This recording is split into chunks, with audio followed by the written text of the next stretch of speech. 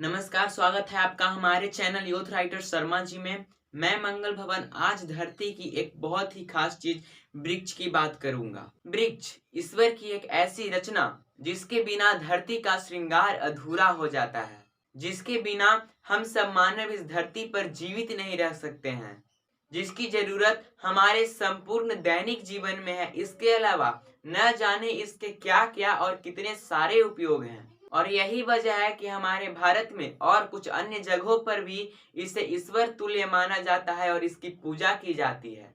इस धरती पर बहुत सारे अनेक प्रकार के वृक्ष पाए जाते हैं, जिसमें एक अनमोल और लाभदायक वृक्ष का नाम है बेल वृक्ष।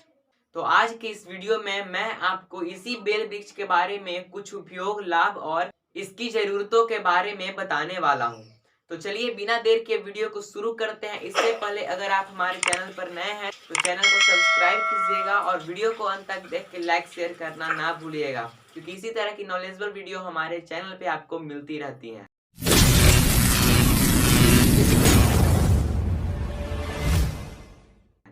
बेल वृक्ष जो कि भारत के अधिकतम क्षेत्रों में पाई जाती है, हमारे आसपास वायुमंडल में इस वृक्ष को देखने को मिल ही जाती है। आशा है कि आप भी इस वृक्ष को देखे होंगे। अगर नहीं देखे हैं तो आप इस धरती के बहुत ही महान व्यक्ति हैं।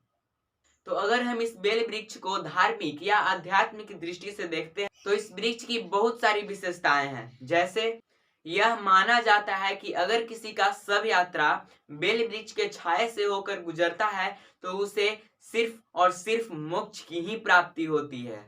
आचार्यों तथा ब्राह्मणों का कहना है कि बेल वृक्ष महादेव का बहुत ही प्रिय वृक्ष होता है, और यही वजह है कि इस वृक्ष का रोपण, पोषण व संवर्धन करने से महादेव से साक्षात्कार करने का अवसर प्राप्त होता है। बेल वृक्ष के 3 या 3 से अधिक पत्तों के मेल को बेलपत्र कहा जाता है, जिसमें सामान्य तौर पर 3 पत्ते वाले बेलपत्र को ही ज्यादातर देखा जाता है।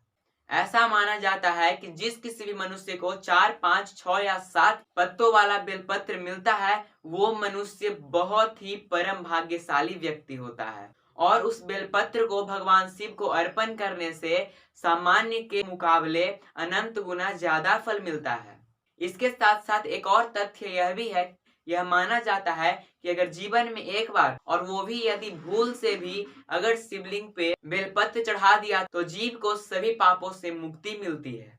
जानकार लोग बताते हैं कि बेल वृक्ष के आसपास कभी सर्प नहीं आते, और ये शायद सच भी है, क्योंकि मेरे घर के सामने में ही एक बेल का वृक्ष है, वहां पर आज तक किसी ने सर्प को नहीं देखा। बेल वृक्ष को सींचने से पितृ तृप्त होते हैं, पितृ अर्थात हमारे पूर्वज, और इसके साथ साथ सुबह शाम बेल वृक्ष के दर्शन मात्र से ही पापों का नाश होता है। शिव पुराण के अनुसार बेल वृक्ष को काटने से वंश का नाश होता है एवं बेल वृक्ष को लगाने से वंश की वृद्धि होती है। कुछ जानकार लोग यह भी बताते हैं कि पौराणिक काल में, एंशिएंट टाइम में, बेलपत्र और ताम्र धातु के एक विशेष प्रयोग से ऋषि मुनि स्वर्ण धातु का उत्पादन करते थे। तो ये थी बेल वृक्ष की धार्मिक दृष्टि से विशेषताएं।